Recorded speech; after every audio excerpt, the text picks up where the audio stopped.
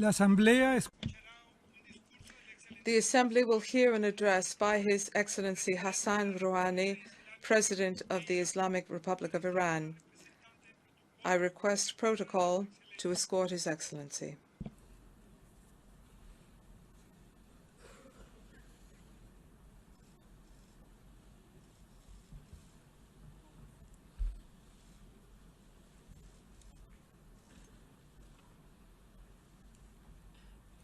En nombre de la Asamblea, on behalf of the General Assembly, I have the honor to welcome to the United Nations His Excellency Hassan Rouhani, President of the Islamic Republic of Iran, and to invite him to address the Assembly.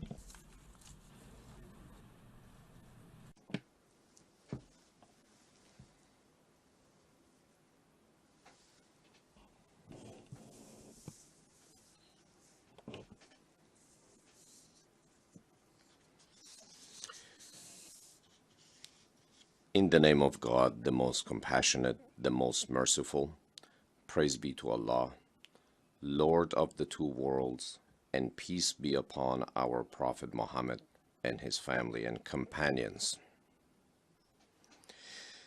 Mr. President, I congratulate you on your election as the President of the 71st session of the United Nations General Assembly, and I hope that the decisions and initiatives taken by this Assembly play an effective role in resolving the problems that our world is currently facing. Mr. President, Mr. Secretary General, Excellencies, ladies and gentlemen, 15 years have passed since the painful terrorist attack in the city, a disaster whose human dimensions moved the entire world. On that day, no one imagined that this occurrence would lead to larger disasters, resulting in a devastating war in the Middle East and the spread of insecurity across the globe. This war has sown the seeds of borderless terrorism everywhere on earth.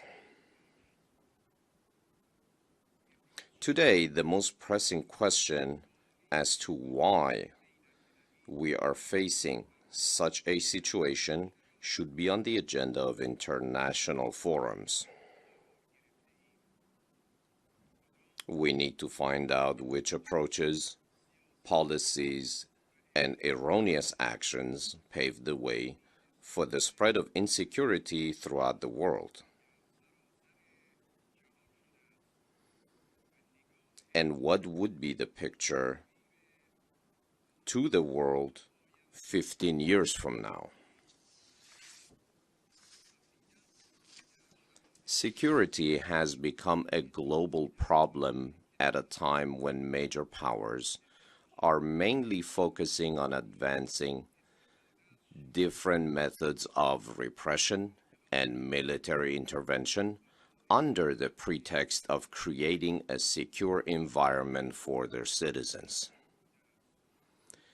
The genesis of borderless violent extremism and terrorism could be attributed to the security strategies developed by major powers in the past 15 years. The main lesson to learn from the analysis of this trend is that security in one region at the cost of insecurity in others would not only be impossible, but it could also lead to more insecurity everywhere. The terrorists even went as far as claiming to have established states in the Levant, Iraq, and Libya. More unfortunately, they hide their nefarious intents behind religious literature. thus turning a compassionate religion into an instrument of violence and terror by spreading extremist and takfiri propaganda. Regrettably, ladies and gentlemen, the century that began with terror and violence in New York should not continue with hostile competitions and expanding conflicts in the Middle East. Today, in fact, the discourse of hatred and violence in the Middle East and North Africa is spreading with an astonishing speed. And this region is stuck in a web of the most savage and destructive policies.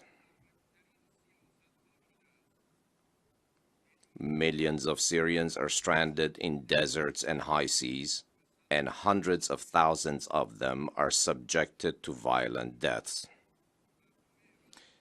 Iraqis of every ethnic group are concerned about their territorial integrity and the future of their homeland.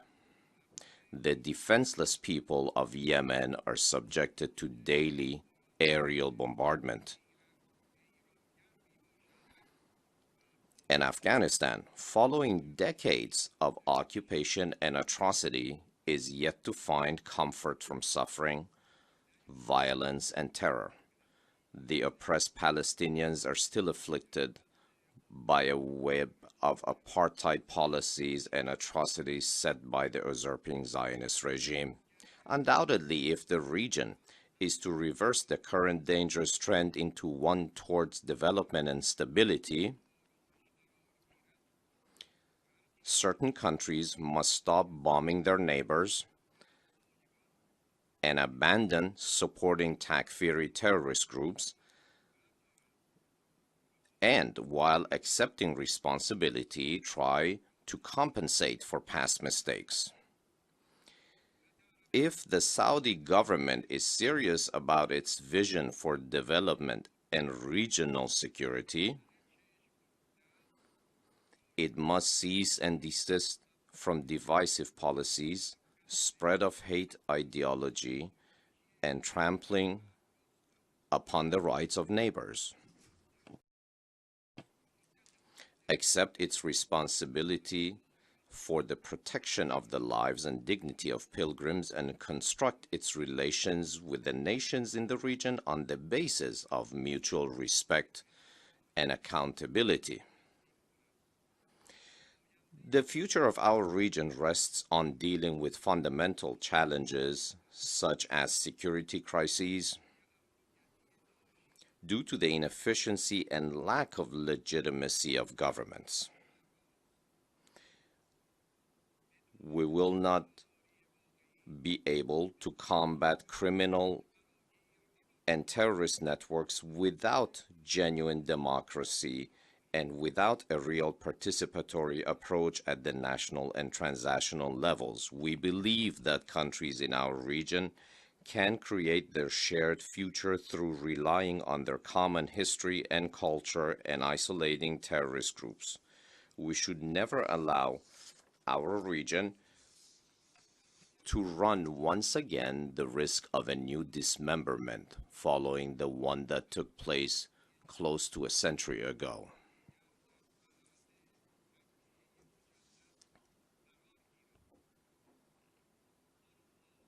Ladies and gentlemen, Iran's principled approach calls for constructive partnership with our neighbors with a view to establishing an enduring order based on shared security and efforts aimed at enhancing the development of the countries in the region and mutually beneficial economic cooperation.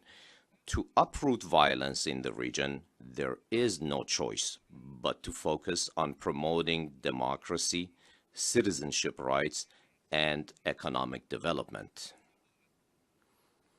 Iran opposes any kind of sectarianism and any attempt to promote religious gaps. The Muslim people, be they Shias or Sunnis, have and continue to live together for centuries in harmony and mutual respect.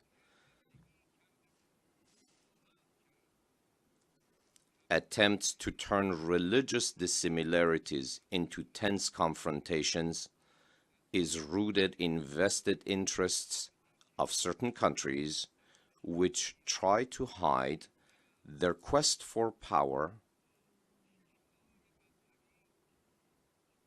covered in religious slogans. Iran considers it's imperative to preserve territorial integrity of states, keep national borders intact, enhance people's right to self-determination, and uphold the principle of refraining from the threat or use of force. We also reiterate the need to use diplomacy for conflict resolution.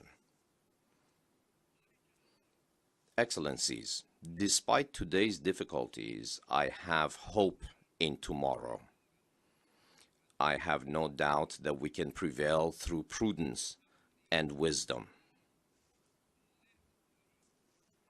The experience acquired through dialogue between Iran and the Group of 5+1 and the fruition of the Joint Comprehensive Plan of Action, JCPOA, are indicative of the success that we could achieve through moderation, constructive interaction, and the promotion of dialogue, a policy that brought a long and complicated and unnecessary crisis to an end by adopting a win-win approach. This deal confirmed the peaceful nature of Iran's nuclear program through devising confidence-building mechanisms, closing the so-called possible military dimensions file, and reinstating Iran's right to develop a peaceful nuclear program.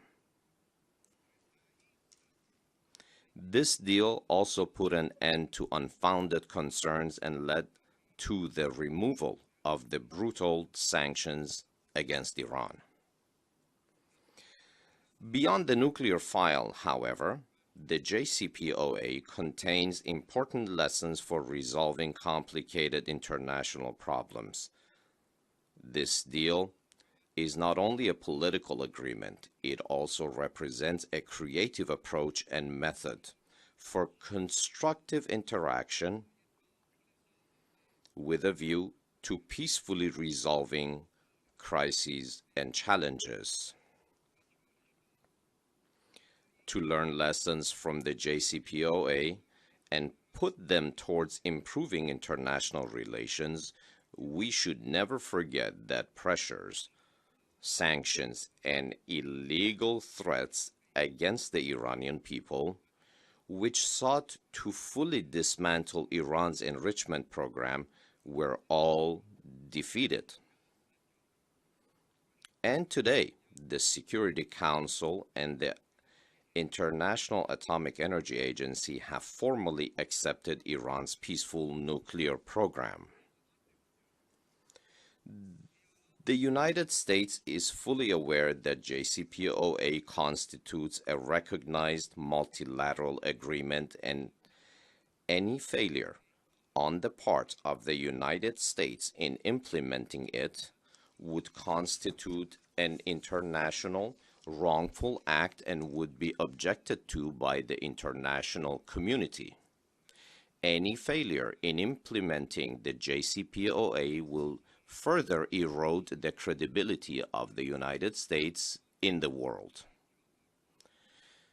The lack of compliance with the JCPOA on the part of the United States in the past several months represents a flawed approach that should be rectified forthwith. Unfortunately, such illegal actions are not unprecedented. The latest case in point is the United States Supreme Court ruling to seize billions of dollars of the Iranian people's assets.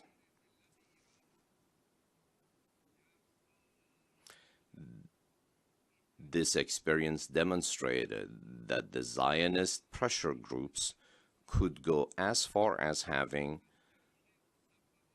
the United States Congress passed indefensible legislation forcing the highest American judicial institution to violate preemptory norms of international law. Ladies and gentlemen, with God's help, the Iranian people's endurance, and the increasing participation of Iran's international partners from different regions, only 8 months after the removal of the cruel nuclear-related sanctions, the economy of Iran, as the most secure and most profitable investment destination in the region, is showing clear improvement. Iran's economic growth rate surpassed 4% in the spring of 2016. The inflation rate dropped to single digits, and Iran has come close to pre-sanction levels of oil production and exports. All in all, we are witnessing more development in the economic, scientific, and technological fields in Iran. Iran is one of the rare oil-producing countries that could offset the shocking impact of the sharp slide in oil prices in 2014. We are intent on strengthening economic stability and consistency, thus encouraging more investment through economic reforms and fiscal and financial discipline, while preserving our low inflation achievement.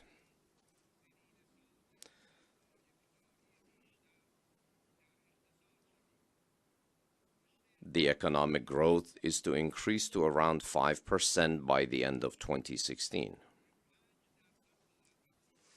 Currently, based on all domestic and international predictions, Iran is enjoying one of the highest growth rates among the oil-producing countries.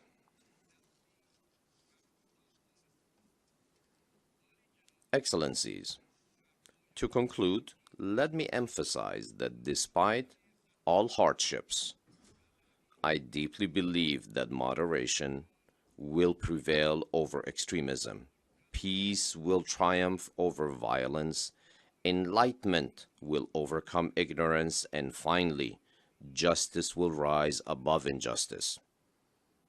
What is important is that belief, hope, and efforts are towards realizing peace and justice, and there is no doubt that the Almighty will assist all those who endeavor towards peace, justice, and moderation, and that God will help those who assist him by defending his path. The Lord is strong and mighty. Thank you, Mr. President.